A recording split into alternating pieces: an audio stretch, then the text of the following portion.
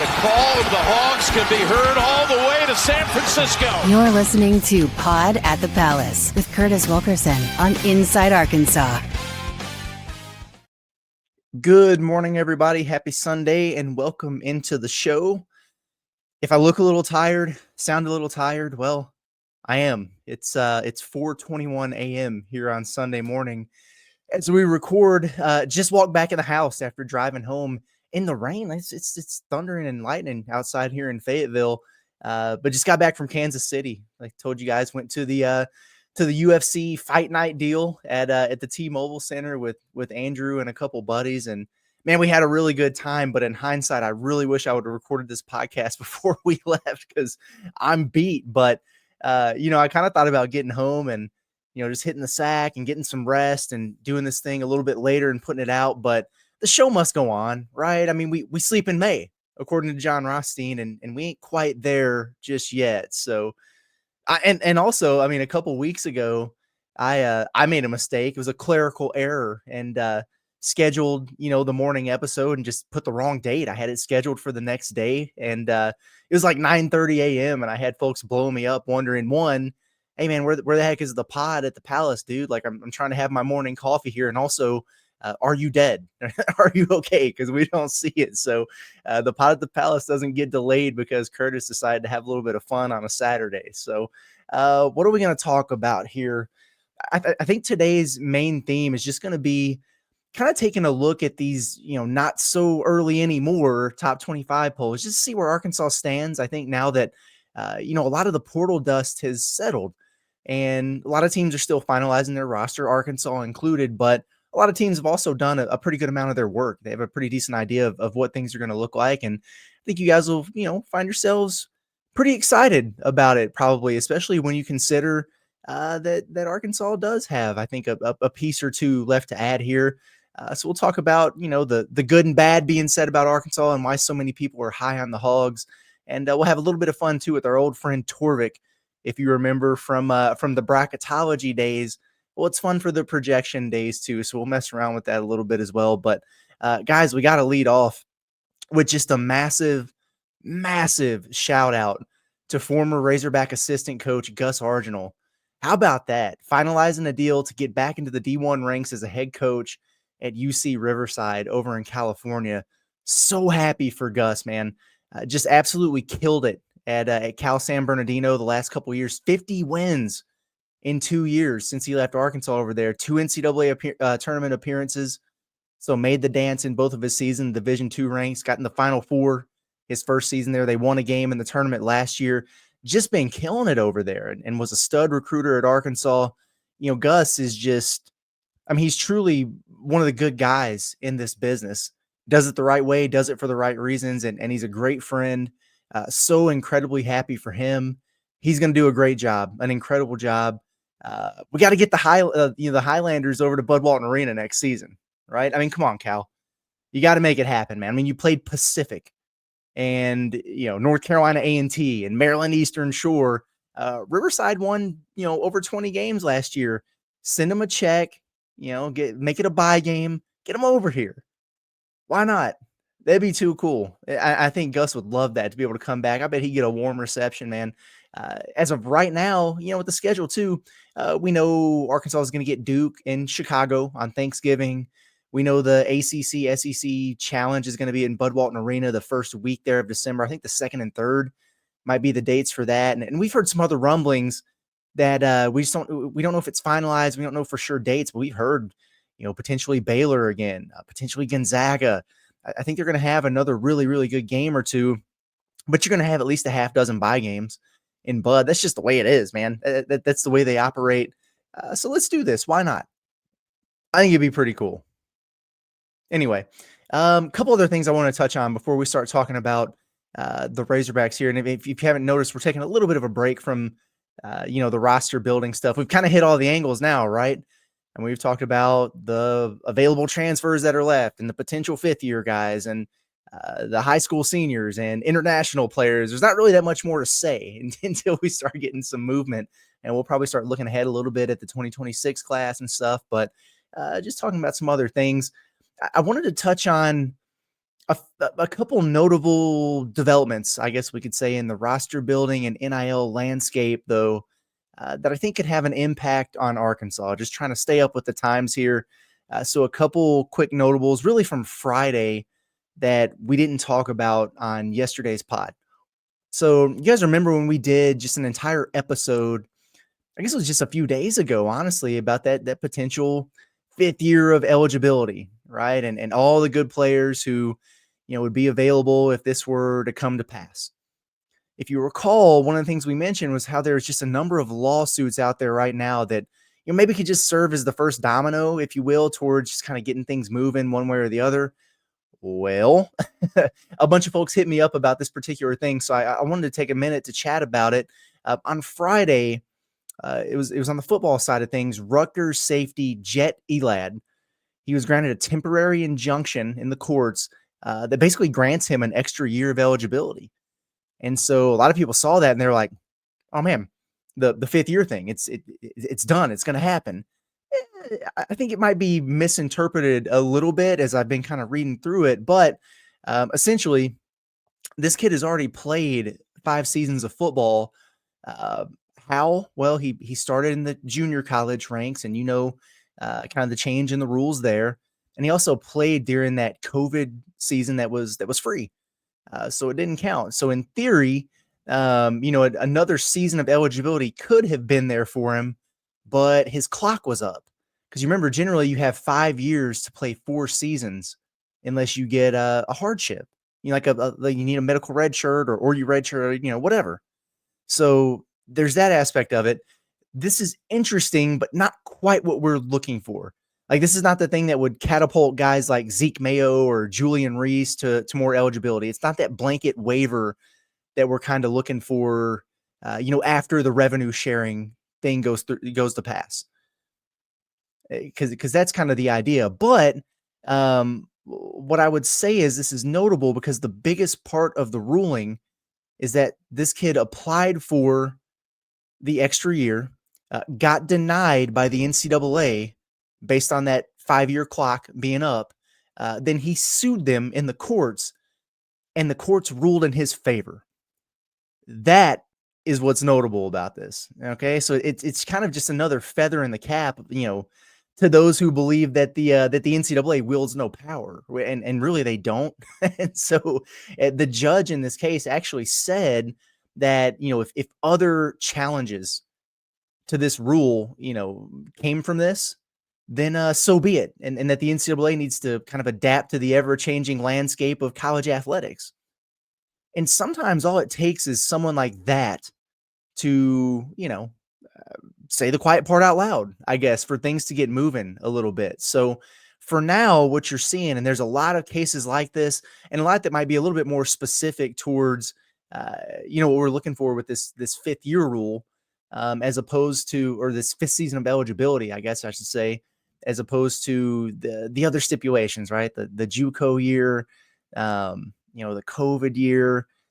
We're not really looking at that so much as legitimately just adding a season of eligibility for everyone.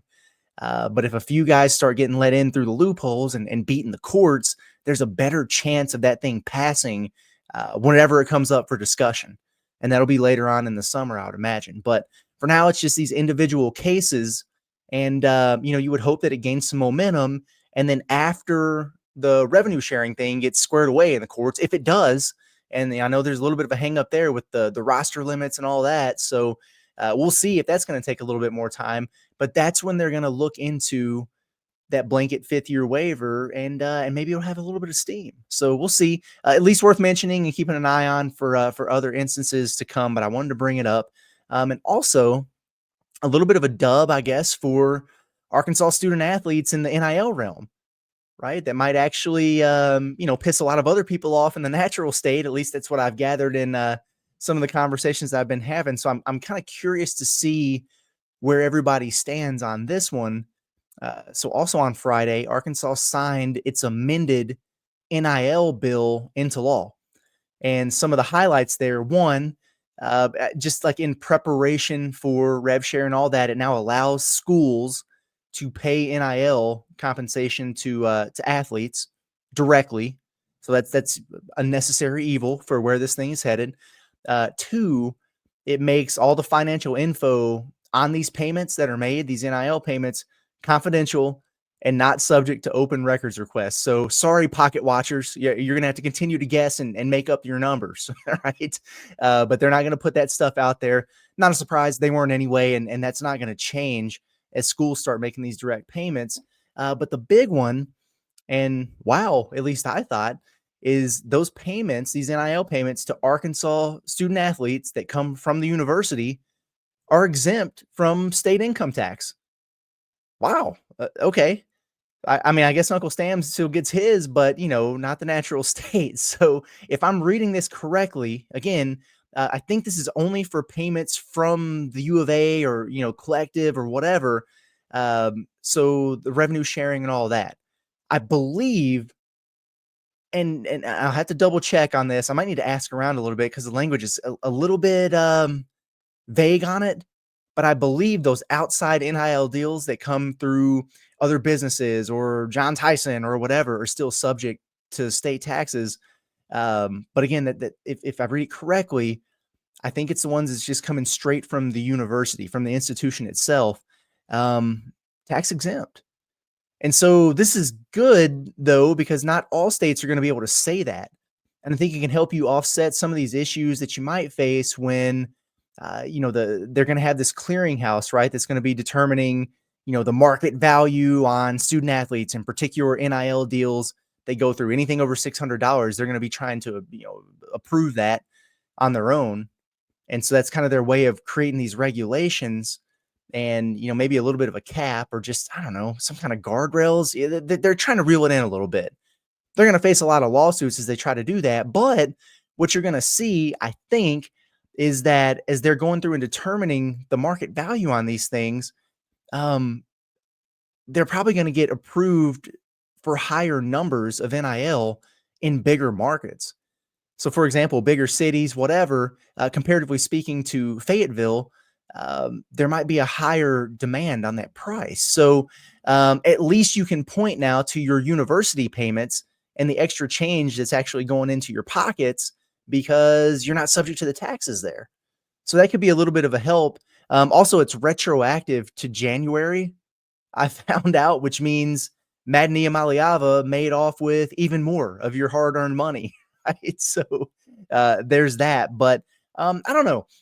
A lot of people seem were rubbed wrong by it, right? What about the student on campus who has a 4.0 GPA but's taking out a bunch of student loans and they're getting taxed on their minimum wage job that they have to have, putting together beef and cheddars over at Arby's just so they can, pay for their dorm room, pay for their meal plan, pay for tuition, pay back student loans, whatever.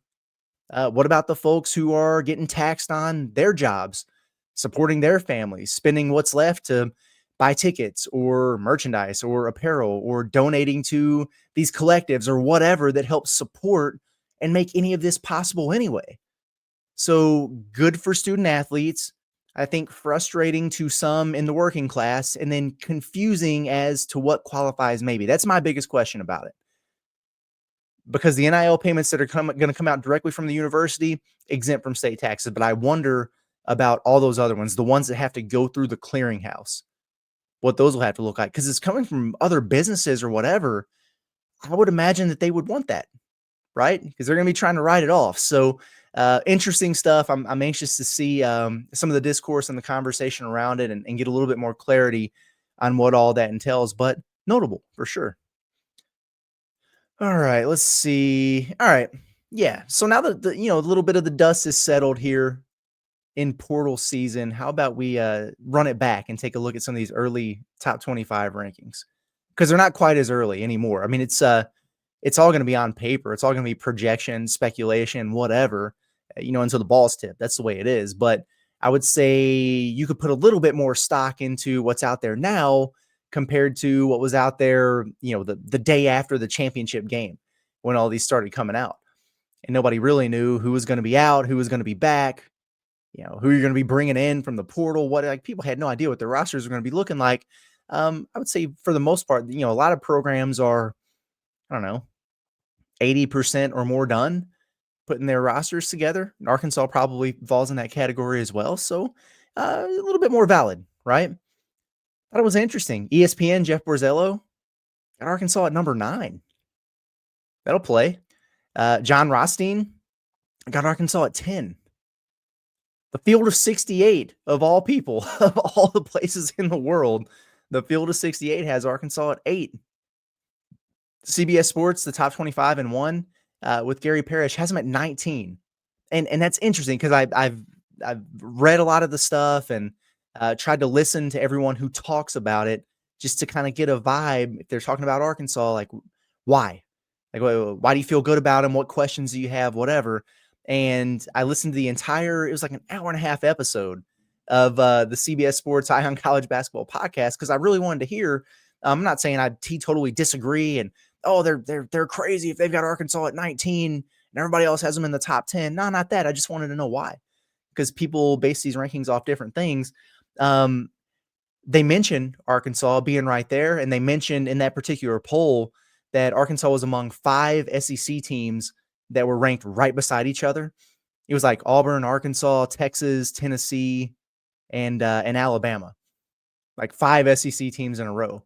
But they didn't really talk about Arkansas and why they were there. So I'd be interested to hear about that. They usually do like the summer shoot around series where they break down a bunch of teams. I would imagine Arkansas is going to be one of those, probably with, John Calipari, and it's Arkansas stuff gets viewership too. So that's kind of part of it. But anyway, many folks out there, honestly, and I got to give credit where it's due, Jeff Goodman included, have been really complimentary of Cal's efforts so far. And I think it's kind of refreshing to hear, gives a little bit of perspective, gives you the ability to kind of step back a little bit, because we're so entrenched in this every day that, we're thinking, what's next? Are they going to get this guy? Why aren't they after this guy? What's going on in the portal?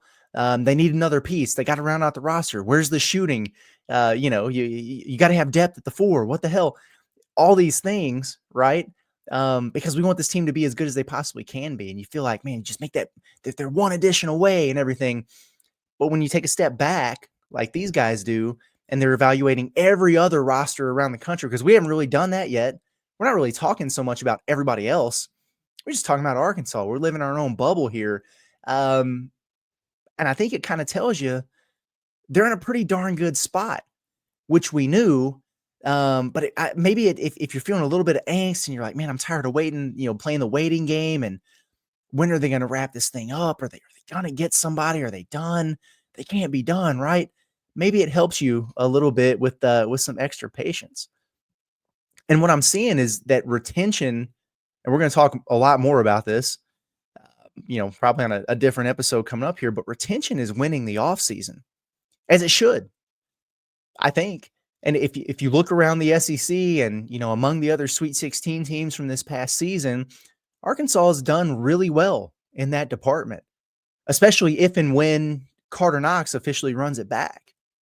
It's to have 4 guys back off of a Sweet 16 team. And I know some people would point to it and be like, yeah, but you were a 10 seed and, you lost 14 games or whatever. But did it really have anything to do with those guys? Or was it Nelly with that wrist? And was it Jonas with that foot, and Adu with that knee, and Boogie with that hand? All these guys who were hurt and in and out and everything, the guys that you have coming back, for the most part, were your constants. And that's a good thing. So that retention really, really matters. And we don't need to take that for granted. I don't think anybody is, and we've talked about it a lot. But I think you're seeing that reflected in where Arkansas stands in the eyes of people who rank these things nationally. And the other part of it is the popular belief is that Darius Acuff, Malik Thomas are maybe a step up from last year's freshmen in terms of talent and readiness, which I agree with. And I've been saying that for a while now, but it's definitely something you just love to hear from others, right? Jeff Goodman in particular loves him some Malik Thomas, man. And I do too. I'm really excited for Malik. I think Acuff's going to kind of be that steadying presence, probably more consistent, but equally dynamic. Malik Thomas is more volatile, and I don't mean that in a bad way, but volatile like a stock. I mean, it could be, it's like a roller coaster, right? There's going to be more peaks and valleys with him, but those highs are going to be really high. I think I told somebody, I feel like Malik Thomas could be a guy who has multiple games as a freshman where he scores 30 points. And then he'll probably have, a game or two also where he goes, 1 of 8 in the first half and has a couple turnovers. And you're like, yeah, this might not be his night. He might be that kind of guy, especially until you get into the second half of the season. You know how it is. The game slows down for you. You settle in, kind of exactly what Carter Knox did. And then we'll probably get some more consistency. But both these guys are going to be a lot of fun. And people know that. They understand that. Malik Ewan, Nick Pringle. Arkansas is getting a lot of praise for those additions. They haven't gone out, the Razorbacks, and pulled in the top portal class in the country and all these high-end guys and 6, 7, 8 transfers or whatever, because they haven't had to. And they had a very specific need, and they went out and addressed it with 2 guys that complement each other really well. And that's a good thing. And I think they still got a couple other things they need to address, shooting.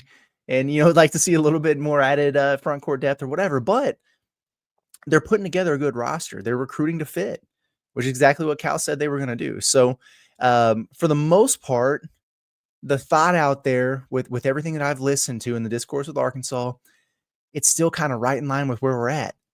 Hey, this is a roster that's really coming together. It's looking good. I wonder if you guys can hear the thunderstorm going on in the background.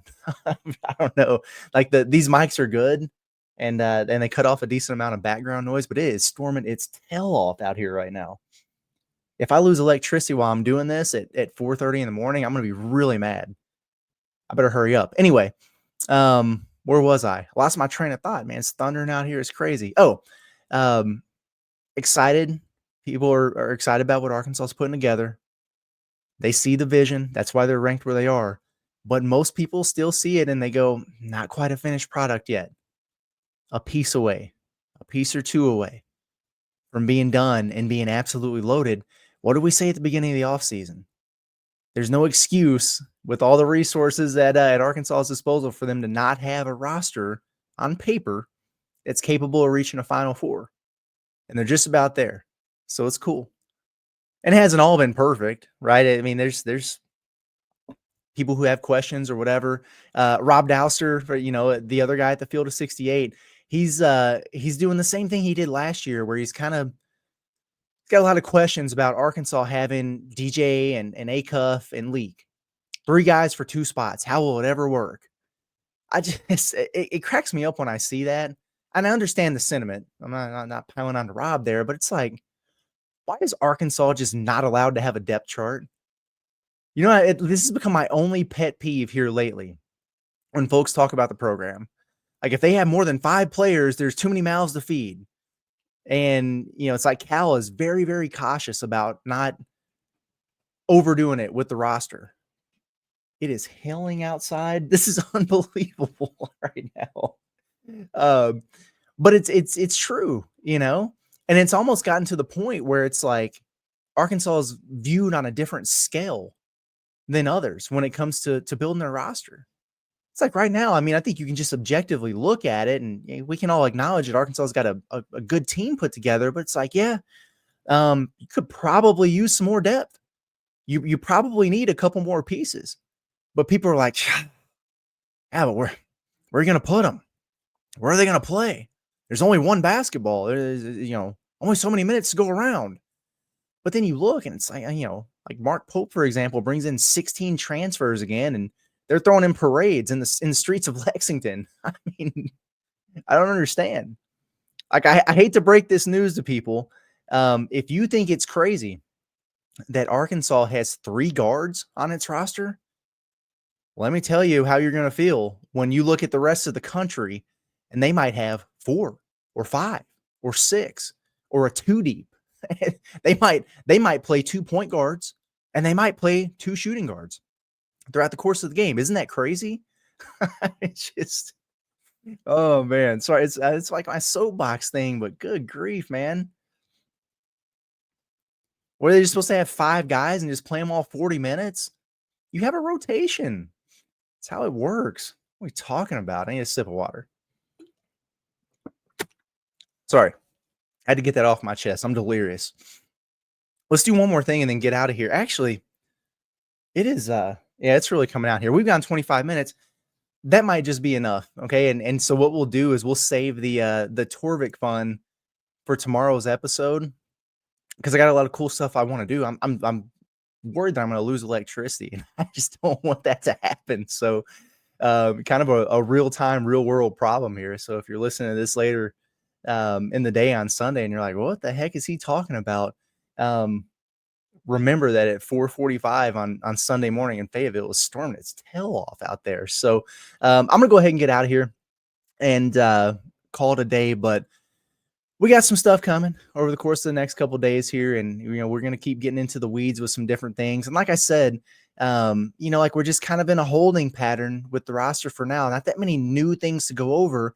But as intel comes in, as things evolve, we'll continue to keep you updated on that as close to daily as we can. Like if there's news, we'll talk about it, and then we'll just start diving into some other things. So appreciate everybody for tapping in with me here on a not quite yet bright and early, but getting close to sunrise Sunday episode of the Pod at the Palace.